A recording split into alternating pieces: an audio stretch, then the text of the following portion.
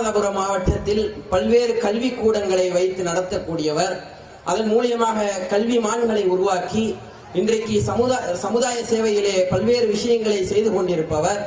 இந்த போட்டி, கடந்த வாரம் நடந்த இந்த போட்டிக்கு முக்கிய காரணமாக இருந்த ஒருவர் சகோதரர் சலிமுல்லா கான் அவர்களை அன்புடன் அழைக்கின்றேன்.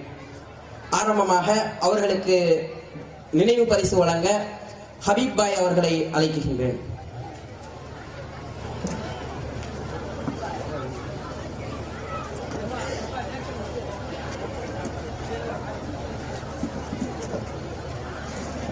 அளவற்ற அருளாளனும் நிகரற்ற அன்புடையும் ஆகிய எல்லா வல்ல அல்லாஹுவின் திருப்பெயரால் துவங்குகின்றேன். அஸ்ஸலாமு அலைக்கும் வரஹ்மத்துல்லாஹி வபரகாத்துஹு. அன்புக்குரிய சகோதர சகோதரிகளே, இந்த அருமையான நிகழ்ச்சியை ஏற்பாடு செய்த இந்த பகுதியினுடைய ஜமாத் நிர்வாகத்திற்கு ஜஸாக்குமுல்லாஹ் ஹைர். குறிப்பாக நாம் வாழக்கூடிய இந்த காலகட்டம் மிகவும் நெருக்கடியான காலகட்டத்தில் குறிப்பாக முஸ்லிம் சமூகம் வாழ்ந்து வருகின்றது. வரலாறுகள் கண்டிப்பாக இந்த சமூகத்திற்கு தெரிந்தாக வேண்டிய கட்டாய சூழ்நிலையிலே குறிப்பாக இஸ்லாமிய சமூகம் இருந்து வருகின்றது.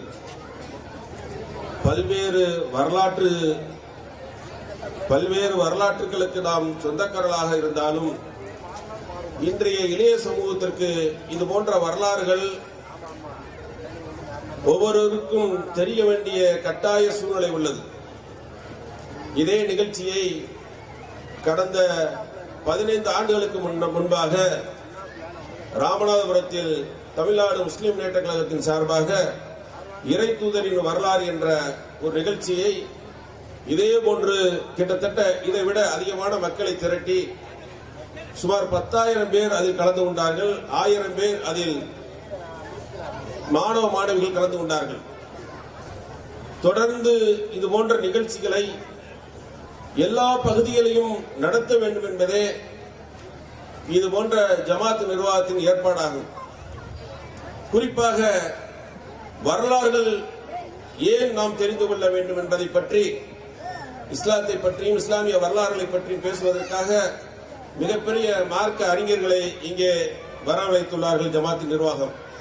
அதனால் சில முக்கியமான நமது பகுதியிலே உள்ள 2 வரலாறுகளை மட்டும் உங்களுக்கு பதிவு செய்துவிட்டு என்னுடைய வாழ்த்துறையை முடித்துக் கொள்ளலாம் என்று இருக்கின்றேன். தற்போது நடக்கக்கூடிய இந்த காலகட்டத்திலே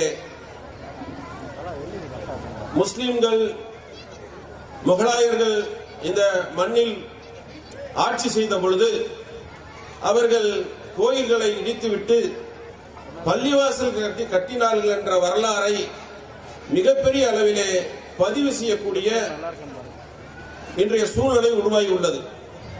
இப்பொழுது அடுத்தபடியாக பாபர் மசூதிக்கு அடுத்தபடியாக அடுத்த பள்ளிவாசலை தொட்டு அதையும் இன்று நீதிமன்றம் உண்மை என கருதி தீர்ப்பு வழங்கியுள்ளது. ஒரு பக்கம் பள்ளிவாசல்களை இடிப்பதும் பல்வேறு சட்டங்களை, புதிய சட்டங்களை கொடுத்து முஸ்லிம் சமூகத்தை ஒடுக்கக்கூடிய இந்த சூழ்நிலையிலே முஸ்லிம்கள் இந்தியாவில் வாளால் பரப்பப்பட்டு மிரட்டப்பட்டு மதமாற்றப்பட்டார்கள். இவர்கள் யாரும் இந்த கொள்கையை அவர்கள் புரிந்து ஏற்றுக்கொள்ளவில்லை. இது போன்ற வரலாறுகளை இன்று தமிழக மண்ணிலும் பரப்பக்கூடிய சூழ்நிலையை பார்க்கலாம். முஸ்லிம்கள் இங்கே எப்படி மதம் மாறினார்கள், இங்கே எப்படி இஸ்லாத்தை ஏற்றுக்கொண்டார்கள், இது போன்ற விஷயங்களை நான் பல்வேறு இளைஞர்களிடம் கேட்பேன். இன்றைக்கு வாழக்கூடிய நம்ம சகோதரர்களிடம் கேட்டால் இது போன்ற வரலாறுகளை 100-ல் ஒருவர் தான் தெரிந்து வைத்துள்ளார். இது மிகப்பெரிய ஆபத்து. முஸ்லிம்கள், முகலாயர்கள் வந்து முஸ்லிம்களை மதம் மாற்றினார்களா? 1980 திருநெல்வேலி மாவட்டத்திலே மீனாட்சிபுரம் என்ற ஊர் ரஹ்மத் நகராக மாறியது. எந்த முகலாயர் ஆட்சி அது? எப்படி அவர்கள் மதம் மாறினார்கள்? ஏன் மீனாட்சி நகர் என்பது ரஹமத் நகராக எப்படி மாறியது? ஒரே நேரத்தில் 200 குடும்பத்தினர் இஸ்லாத்தை எப்படி அவர்கள் ஏற்றுக்கொண்டார்கள்? இது சம்பந்தமான விஷயங்களை இன்றைய இளைஞர்கள் கண்டிப்பாக நீங்கள் தெரிந்து கொள்ள வேண்டும். அடுத்தடுத்து இருக்கக்கூடிய சமூக அமைப்புகள் இது போன்ற வரலாற்றுகளை இந்த இளைஞர்களுக்கு சொல்லிக் கொடுக்க வேண்டும். திருமாவளவன் என்ற விடுதலை சிறுத்தைகளுடைய கட்சி தலைவர் டாக்டர் பட்டம் பெற்றார். அந்த டாக்டர் பட்டம் எதற்காக பெற்றார்? ரஹமத் நகரை முழுவதுமாக ஆய்வு செய்கிறார். இந்த மக்கள் எதனால் இஸ்லாத்தை தழுவினார்கள்? பணத்தின் ஆசையாகவா இல்லை வெளிநாட்டின் முகத்தின் ஆசையாகவா இவர்கள் இந்த இஸ்லாத்தை ஏற்றார்கள் என்பதை முழுவதுமாக ஆய்வு செய்து அவர் PhD பட்டம் பெற்றுள்ளார். அவர் முழுவதுமாக அவர் ஆய்வு செய்த கட்டுரை நீங்கள் படித்து பாருங்கள்.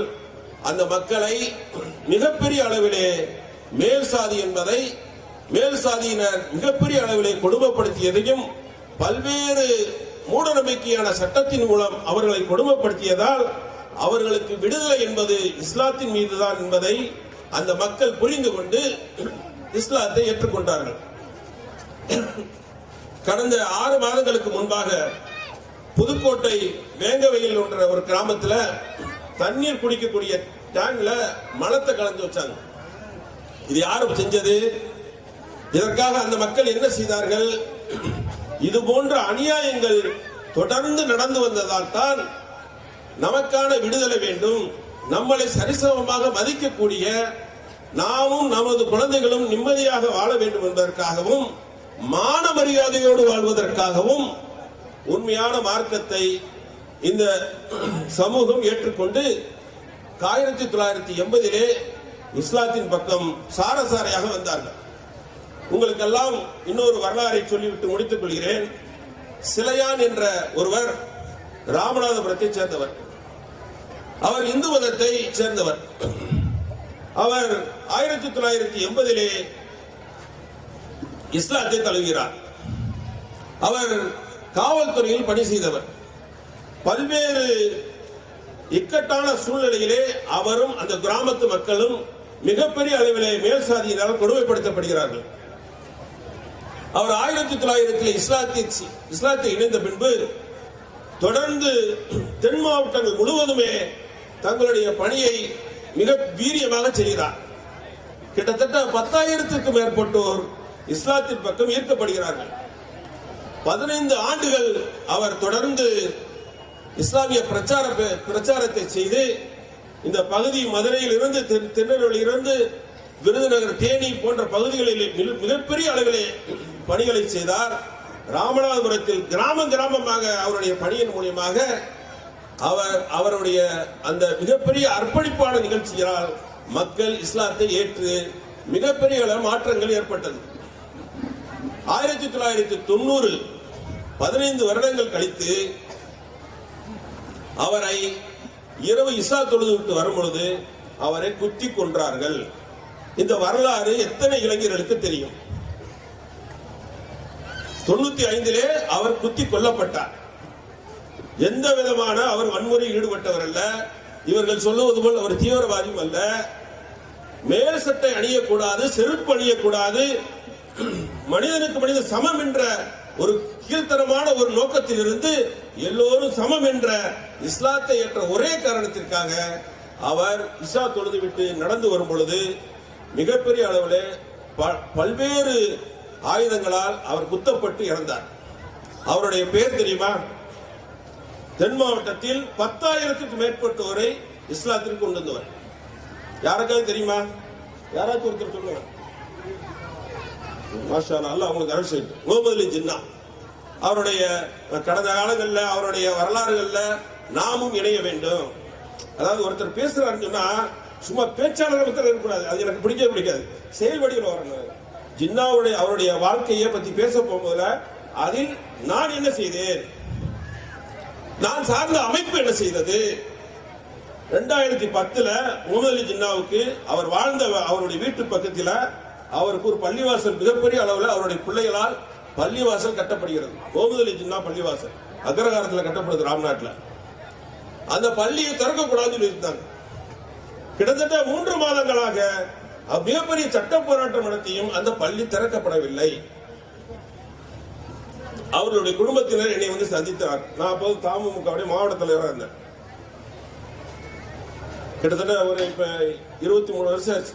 2010 13 வருஷத்துக்கு முன்னாடி நான் போய் உயர் அதிகாரிகிட்ட எல்லாத்தையும் பேசினேன்.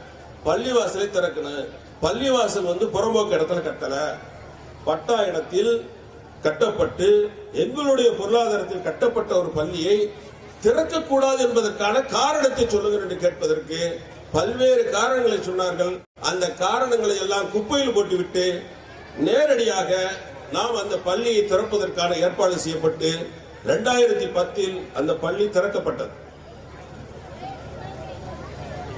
இன்று வரை அங்கே 5 வேளை தொழுகை நடக்கக்கூடிய சூழலை உருவாக்கினோம். இதுவெல்லாம் எதற்காக பதிவு செய்யணும் என்றால், கட்டாயமாக இங்கு நாம் ஒவ்வொருவரும் இன்றைய நமது சமூக நம்மளுடைய பிள்ளைகளுக்கு இங்கே இஸ்லாம் எப்படி உருவானது, இஸ்லாமிய வரலாறுகள் என்ன, இங்கே முகலாய மன்னர்கள் எப்படி இந்த இஸ்லாத்தை ஆட்சி காலத்தில் எப்படி மதம் மாறினார்கள், எப்படி இஸ்லாத்தின் பக்கம் நாம் சேர்ந்தோம் என்பது வரலாறுகளை எல்லாம் தெளிவுபடுத்த வேண்டும் என்று கோரிக்கொண்டு இந்த வாய்ப்பை அழகிய இந்த ஜமாத் நிர்வாகத்திற்கு நன்றி கூறி முடித்துக் கொள்கிறேன். அஸ்ஸலாமு அலைக்கும் வரஹ்மத்துல்லாஹி வபரகாத்துஹு.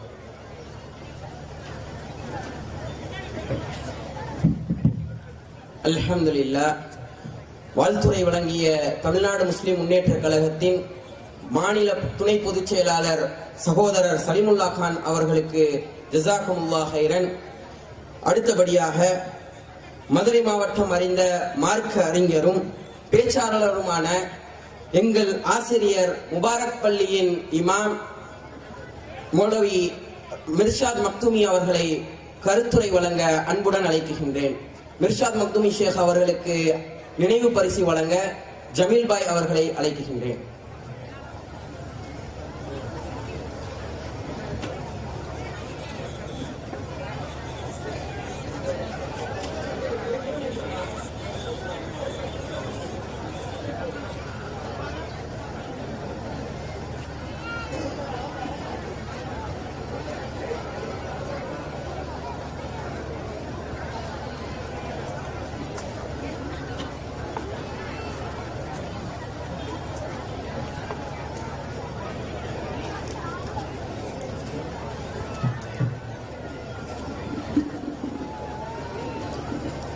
السلام عليكم ورحمة الله وبركاته.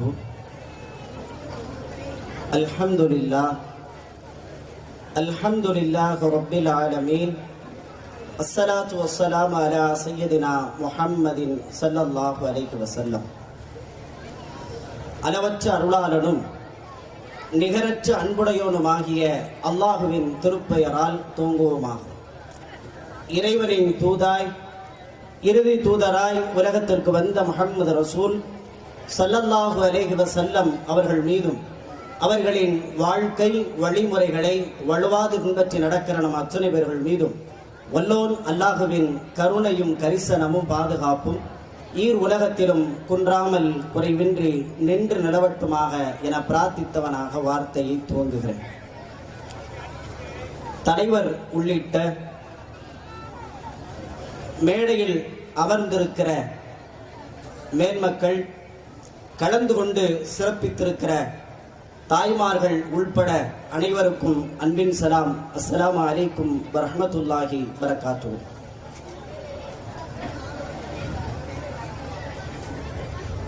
இந்த போட்டி தேர்வு சம்பந்தமான சில செய்திகளை மாத்திரம் நினைவுபடுத்தி எதிர்பார்த்திருக்கிற சிறப்புரைக்குள் நாம் நுழைவோம் என்பதை சொல்லி ஒரு சில தகவல்.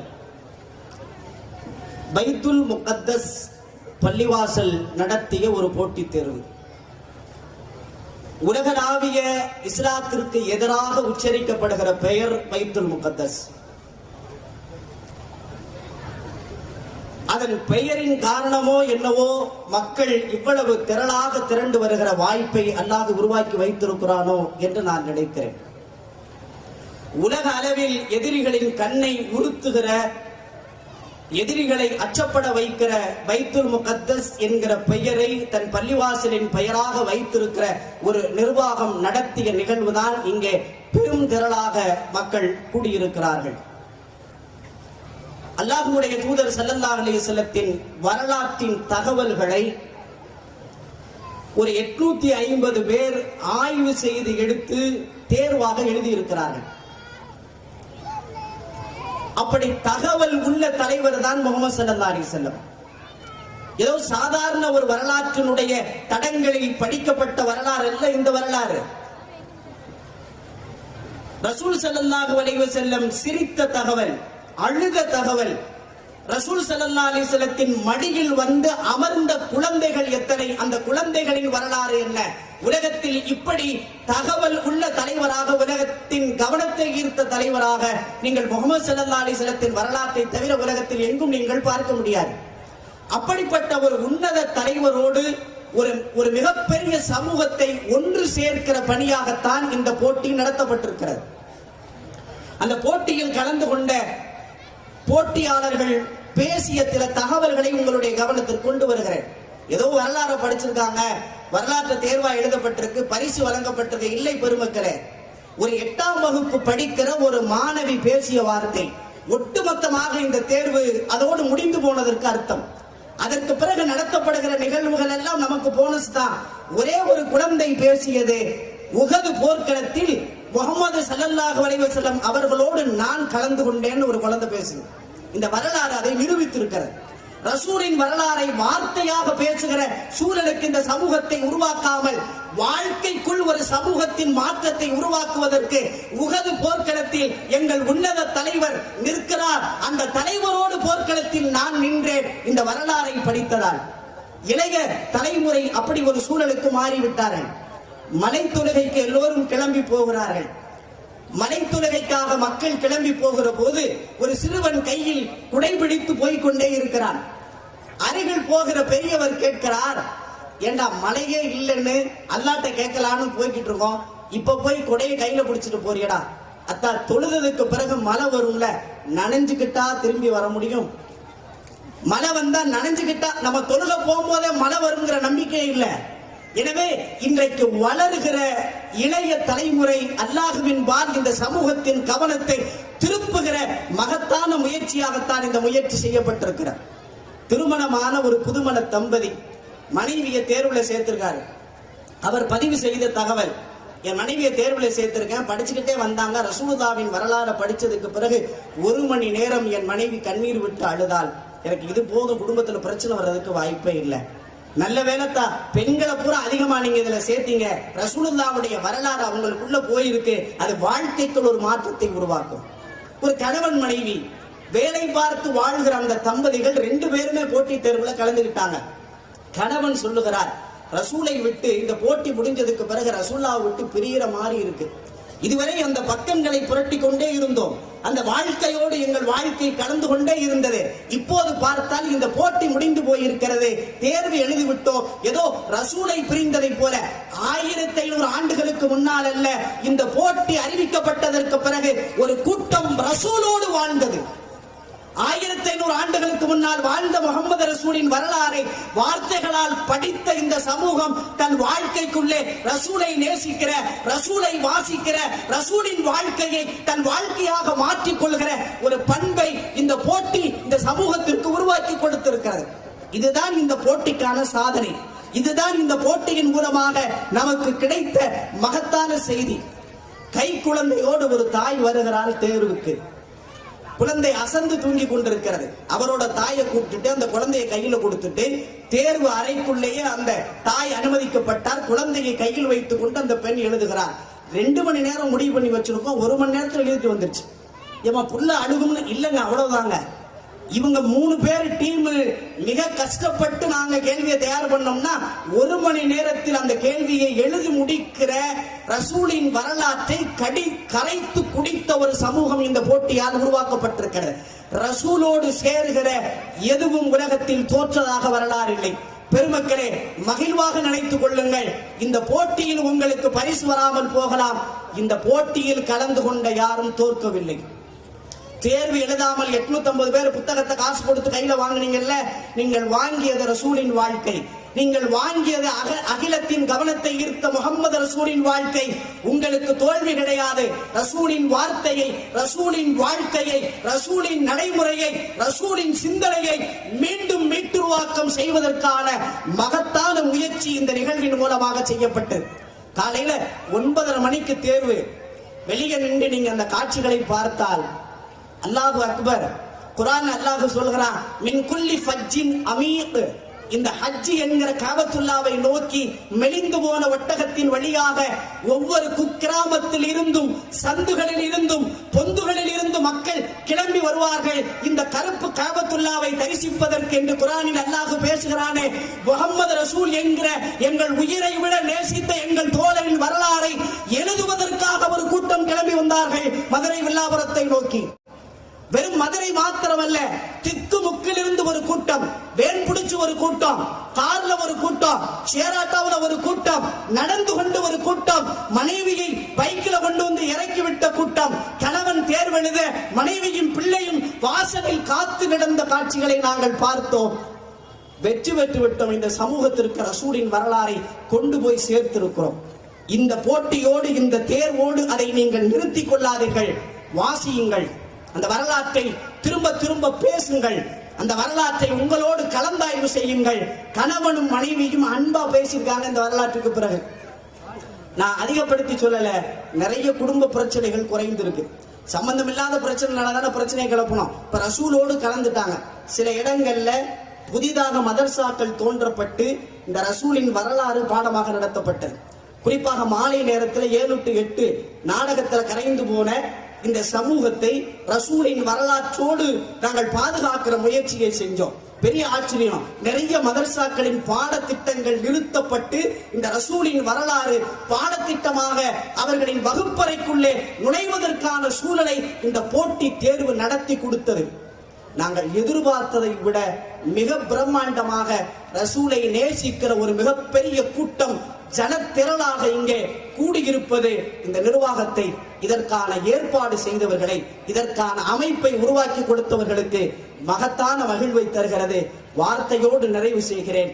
யாரோடு வாழ்கிறோம், எவரோடு வாழ்கிறோம், யாரோடு சேருகிறோம் என்பது நம் வாழ்க்கை மிகப்பெரிய அர்த்தத்தை உருவாக்கி தருகிறது. பூக்கடையை கடந்து போகிறோம், பூக்கடையை கடந்து போகிறோம், நறுமணம் நம் மூக்கின் வழியாக நம் இதயத்திற்கு பரிமாற்றம் செய்யப்படுகிறது. சாக்கடையை கடந்து போகிறோம், துருநாற்றம் வீசி முகம் சுளிக்க வைக்கிறது. எதனோடு இருக்கிறோம் என்பது நம் வாழ்க்கையை அர்த்தப்படுத்துகிறது. அகிலத்தின் கவனத்தை ஈர்த்த முஹம்மது ரசூலோடு இந்த உம்மத்திற்கான வாழ்க்கையை இந்த போட்டி தேர்வு நமக்கு நடத்தி தந்திருக்கிறது. வாய்ப்புக்கு நன்றி. வாஹிர் தஅவானா அல்ஹம்துலில்லாஹி ரப்பில்